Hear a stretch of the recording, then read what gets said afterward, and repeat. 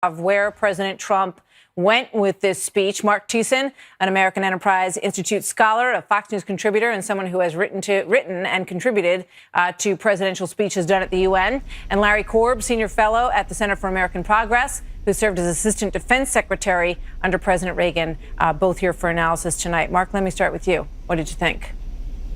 Sure.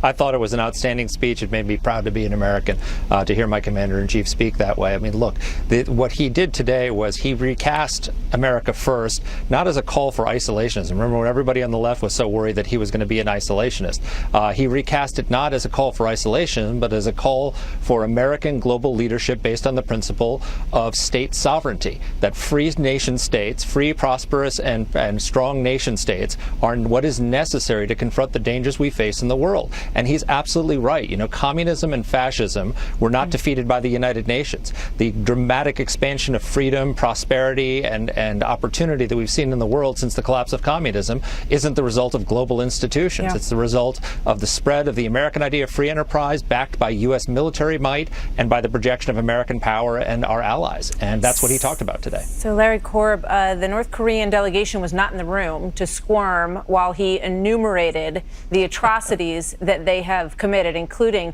Otto Warmbier. I could only think that his family must have been heartened to hear their son's name called out in front of the one remaining North Korean member of the delegation who sat there with his head down taking notes. What did you think?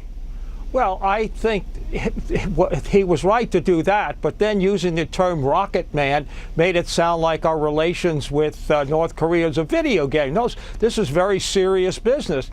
And I noticed that his press secretary already backed off from the strong language that he said. Look, we're going to have to live with North Korea just as we learned to live with China under Mao when they got nuclear weapons at the time of the Cultural Revolution.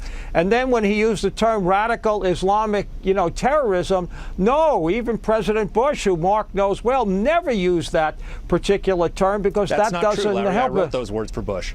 He never used them. I went back and checked. He never used it. I wrote he them. Never. He said. He said it's a religion. Larry. I know. He said it's a religion of peace, is what he said.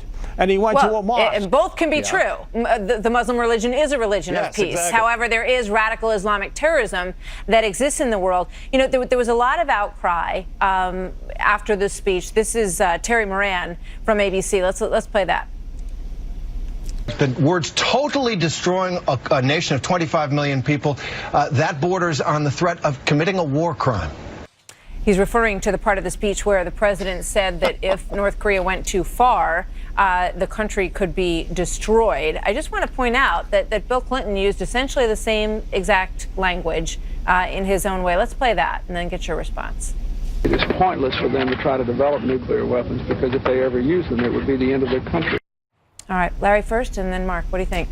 Well, of course, if they use them, that would be the end of the country. But that's the real challenge. You don't want them to use them any more than you wanted China to do it when Mao was there during the Cultural Revolution. That's the way the whole deterrence works. You make it clear, as Mattis and Thiessen have, if you use them, it's all over. But what you don't want to do is say something that's going to provoke them to use it by some offhanded remark like, rocket man.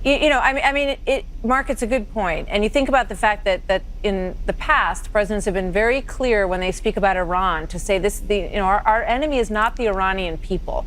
We're talking about the regime here. So did that go too far today? No, it didn't, because what he was trying to do is make clear to the regime in Pyongyang that he is willing to use military force to stop them from getting the capability to threaten an American city with a nuclear ICBM.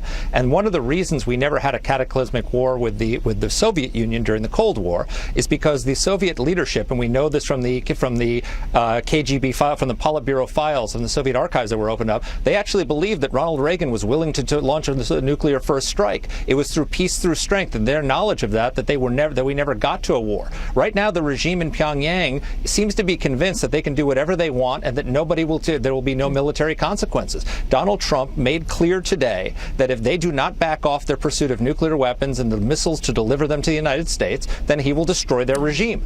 And the United States is capable of doing that and willing to do that. And it's only through if they get that through their thick heads, that will we ever have a chance to have this solved peacefully. Gentlemen, thank you very much. No, you're not going to strike them first. Okay, they're talking about the rhetoric, the idea, and we never did. Khrushchev said, we'll bury you. We didn't then, threaten to use nuclear weapons, and it wasn't just Reagan. Larry Ronald Reagan and said, we'll Marc, bomb thank you in you very 5 much. minutes. Thank you, guys. Good to see you both tonight. Lots to talk about.